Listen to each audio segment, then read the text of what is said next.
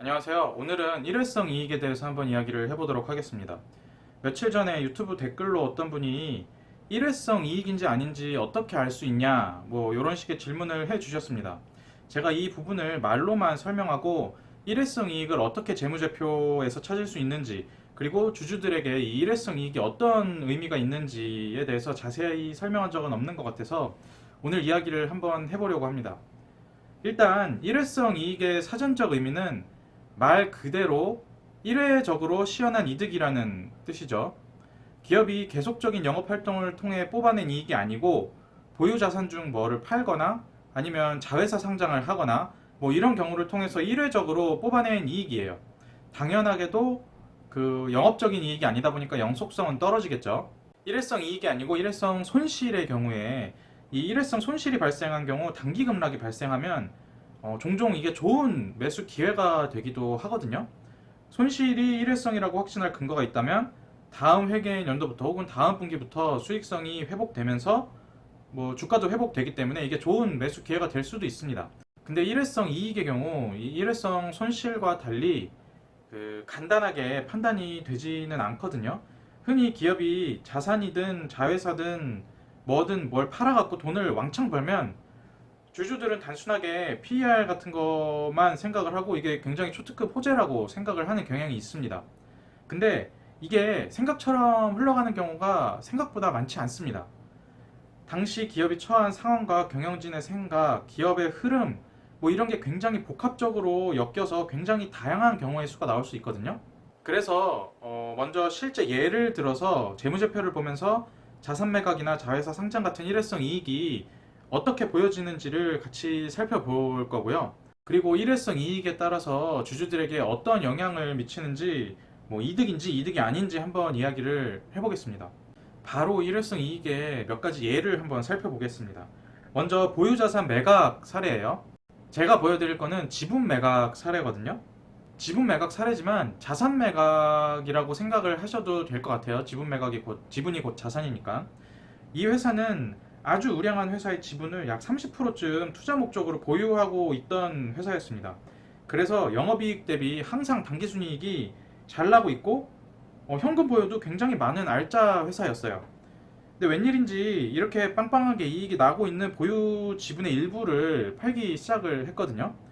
워낙 좋은 회사의 지분이어서 이 가치 자체도 굉장히 높았기 때문에 당연히 그래서 매각 시 이익이 많이 났습니다. 지금 보여드리는 사진이 이 회사의 매각 당시 손익계산서예요. 여기 53기라고 나와 있는 게 2016년이거든요. 매출은 직전 2개년도와 거의 비슷하고 영업이익은 들쭉날쭉합니다. 근데 관계기업 투자손익이 워낙 좋아서 당기순이익이 영업이익을 쭉 초과하고 있었는데 2016년 갑자기 관계기업 투자손익이 평년 대비 한 3.5배 정도 났죠.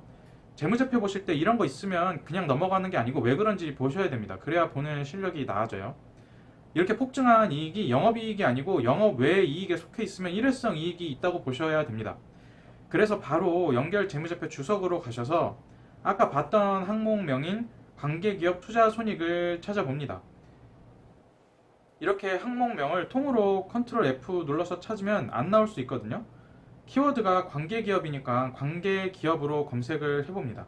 그러면 쭉 나오다가 아래쪽에 사진과 같이 관계기업 투자라는 섹션이 등장합니다. 취득가액, 장부금액 뭐 막 이렇게 나오는데 뭔 소린지 모르겠다. 그러면서 그냥 여기서 넘기면 안 되고요. 이게 잘 보면 어렵지 않아요. 잘 보면 단기말, 전기말 나뉘어져 있거든요. 딴 거는 금액이 그냥 비슷비슷한데 여기 한국 파레트풀이라고 써있는 회사 지분은 단기말 장부 금액이 481억 원인데 전기말엔 667억 원이죠. 이 뭔지 모르겠는데 단기에 장부 금액이 엄청 빠졌어요. 그래서 옆에 보니까 별표 1이 주석으로 달려 있어요. 그러면 당연히 아래쪽에 별표 1을 보는 거예요. 이게 설명이 나와 있죠. 한국 파레트풀이 공개 매수로 자기들 지분을 다시 비싸게 사간다고 해서 비싸게 팔고 그 매각 차액 296억 원을 인식했다는 말입니다. 이게 갑자기 폭증한 영업 외 이익의 원인이에요. 명백하게 일회성 이익이죠. 이 회사 고유의 영업을 통한 이익이 아니고 지분을 매각해서 얻은 이익이에요. 거기다가 매각한 지분은 이 회사 지분법 손익의 핵심을 구성하는 지분이었습니다. 일부 지분을 매각했으니까 이 파레트풀이라는 회사의 보유 지분율이 낮아졌으니 이 파레트풀이라는 한국 파레트풀이라는 회사에서 뽑아낸 이익을 지분법으로 끌어들여 오는 금액이 당연히 작아졌겠죠. 예전에는 34%만큼 가져왔는데 지금은 지분 매각을 통해서 보유 지분이 26%밖에 안 되니까 26%만 가져오게 됩니다. 이게 이례적으로 이익이 폭증했으니까 주식시장에서 엄청난 호재로 인식이 됐을까요? 이 매각을 통해서 한 번에 이익을 땡겨왔으니까 엄청난 호재가 됐을까요? 이게 뉴스가 뜨면 많은 분들이 호재다라고 생각을 하시는데 이 회사는 차입금도 별로 없는 회사라 매각과 동시에 현금성 자산이 폭증했습니다. 지금 그림과 같이 보이시죠? 이게 그러면 엄청난 호재 같죠? 그때도 그런 분위기가 있었어요. 뭐 배당 대박 주겠구나 기대감이 있었는데 여기 배당에 관한 사항을 보시면 되게 당황스럽게도 주당 5원 정도밖에 안 올려줬어요. 보통주 기준 시가 배당률이 1.3%, 오히려 배당 성향은 전년 대비 대폭 줄었고요. 주가는 어떻게 됐을까요? 이게 알짜 지분을 팔아버려서 앞으로 그만큼의 지분법 이익을 기대 못해서 당기순이익 축소가 예상되는데 경영진은 돈 번 거 주주 환원도 안 하고 쌓아놓고만 있으니 당연히 주가에 좋을 수가 없겠죠. 지금 보여드리는 것이 이 회사의 이후 주가예요. 일단 보유 지분 매각 후에 바로 1차적으로 박살이 났고 배당 기대감이 산산조각 난 뒤에 2차적으로 박살이 나죠. 2019년은 우리나라 주가가 2600선을 찍을 때예요. 이 회사는 이때 이렇게 박살이 난 겁니다. 이 회사를 보유하고 있던 주주들은 굉장히 큰 박탈감을 느꼈겠죠. 그리고 지분 매각을 굉장한 호재로 보고 이벤트성으로 이 회사의 지분을 매입한 소액 주주들도 굉장히 큰 손실을 봤을 겁니다. 이렇게 일회성 이익을 보실 때 반드시 주주 환원 정책이랑 꼭 같이 보셔야 돼요.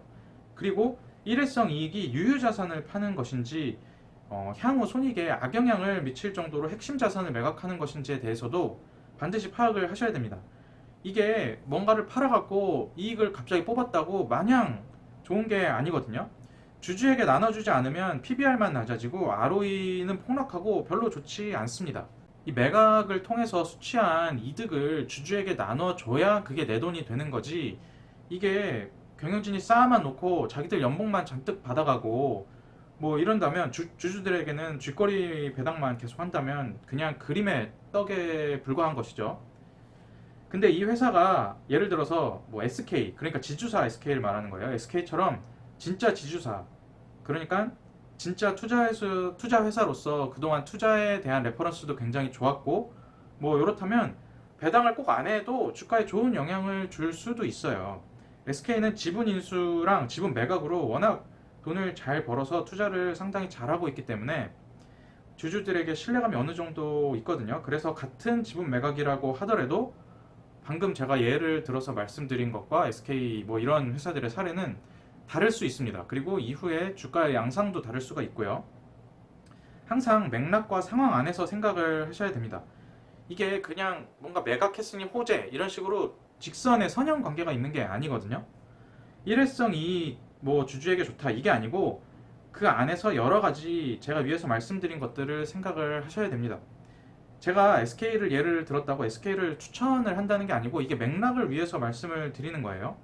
간단하게 얘기하면 매각한다고 호재가 아니고 매각한 회사가 자본 배분에 대해서 어느 정도 생각이 있는 회사인지를 꼭 판단을 해보시는 게 이후의 주가 흐름에 굉장히 중요하다, 이렇게 말씀을 드릴 수가 있습니다. 그리고 하나 더 볼 게 자회사 상장 건입니다. 이거 자회사 상장한다고 하면 기대감 엄청 가진 주주들이 많이 계시죠. 자회사 상장을 하게 되면 이 지배회사가 가진 지분을 일부 매각을 하기 때문에 일회성 이익이 납니다. 그래서 자회사 상장권을 지금 보고 있는 거고요. 이게 꼭 그렇게 호재라고 할 수 있을까요? 이게 호재가 될 수도 있고 아닐 수도 있거든요. 자회사 상장권은 굉장히 케이스가 다양합니다. 상장 전 지배회사 지분이 얼마였는지, 그리고 상장 때 시장에 자회사 지분을 풀어놓는데 이게 구주 매출, 그러니까 원래 지배회사가 가지고 있는 주식을 풀었는지 아니면 자회사가 신주 발행을 하는지 뭐 이 외에도 굉장히 여러 가지 변수가 있을 수 있거든요. 각각의 조합과 시장 상황 뭐 이런 여러 가지가 엮여서 좋을 수도 있고 아닐 수도 있습니다. 한 가지 확실히 기억하셔야 될 것은 내가 투자하고 있는 회사, 예를 들어서 그게 A사라고 해볼게요. A사의 자회사 상장 시 높은 확률로 A사가 가진 자회사 지분이 축소가 되거든요. 이게 이해가 안 되실 수 있으니까 제가 예를 들어볼게요.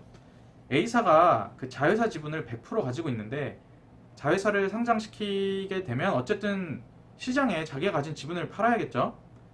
그래야 풀리는 물량이 있으니까요. 그래서 A사는 자회사를 상장시키면서 그 자회사 지분 40%를 시장에 팔았어요.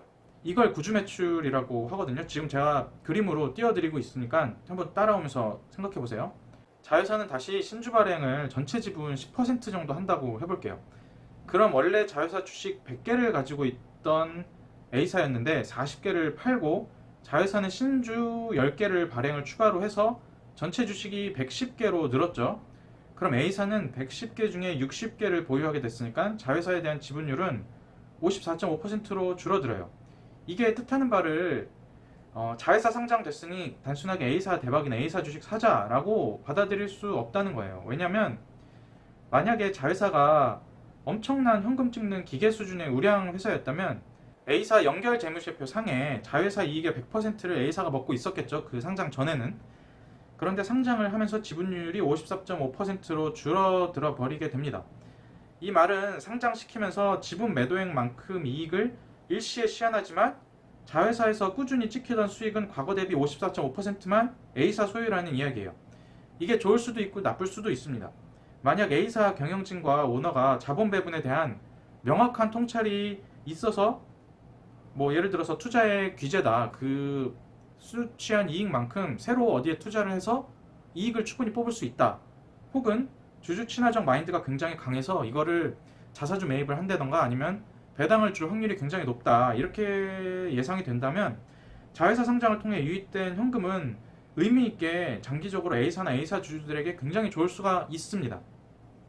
그런데 이 회사 경영진과 오너가 그런 생각이 없고 그냥 돈만 잔뜩 쌓아놓고 자기들 연봉만 계속 늘려간다, 그리고 자기들 혜택 볼 수 있는 각종 비용, 리스라든지 자동차라든지 이런 것만 엄청나게 뽑아간다 라고 하면 이게 주가에 꼭 좋다고 할 수 없어요.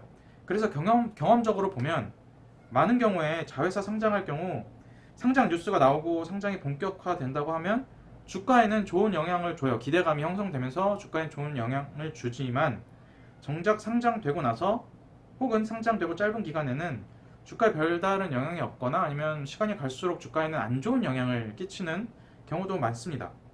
이게 기대감 형성과 실제 자회사 상장의 결과가 굉장히 다양한 경우에 차이가 날 수 있기 때문이거든요. 달랑 자회사 상장 이슈 이것만 보고 진입했다가는 손실을 볼 수 있다고 생각이 됩니다. 굉장히 다양한 변수가 있을 수 있어요. 오늘 제가 말씀드린 사례는 일회성 이익 사례 중에 진짜 일부에 불과하고, 이런 일회성 이익은 다양한 경우에 굉장히 다양하게 다채롭게 발생을 하거든요. 경우의 수가 굉장히 많습니다. 제가 오늘 말씀드리고 싶었던 것은 이런 일회성 이익을 단순하게 선형으로, 그러니까 이렇게 됐으니까 이렇게 된다 라고 단순하게 1대1 매칭 이렇게 쉽게 생각하기보다는 다각도로 생각을 하셔야 된다는 것을 말씀드리고 싶었어요. 잘 전달됐는지 모르겠습니다. 그러니까 다시 정리하자면 일회성 이익이 낮다고, 그리고 그게 일회적으로 재무제표에 찍혀서 당해 연도 퍼는 갑자기 훅 내려갈 수 있거든요. 근데 이게 그냥 단순히 주주들한테 좋다, 호재다 라고 하기보다는 굉장히 다양한 경우, 그리고 메이저하게는 그 경영진과 오너의 자본 배분 능력이 여기에 연결이 돼야 장기적으로 주주한테 호재다, 좋은 일이다. 그렇지 않은 경우에는 별다른 일이 없거나 그렇게 특별히 좋다고 할 수 없다. 그래서 기대감 형성만 가지고 단기적으로 회사에 주식을 샀다가는 그 기대감이 갑자기 빠지게 되면 낭패를 볼 수 있다, 이렇게 말씀을 드리고 싶습니다. 꼭 일회성 이익이 나면 재무제표 찾아보시고 여러 가지 상황에 대해서 판단을 반드시 스스로 해보셨으면 좋겠습니다. 제가 말씀드릴 것은 여기까지였고요. 오늘 들어주셔서 감사합니다.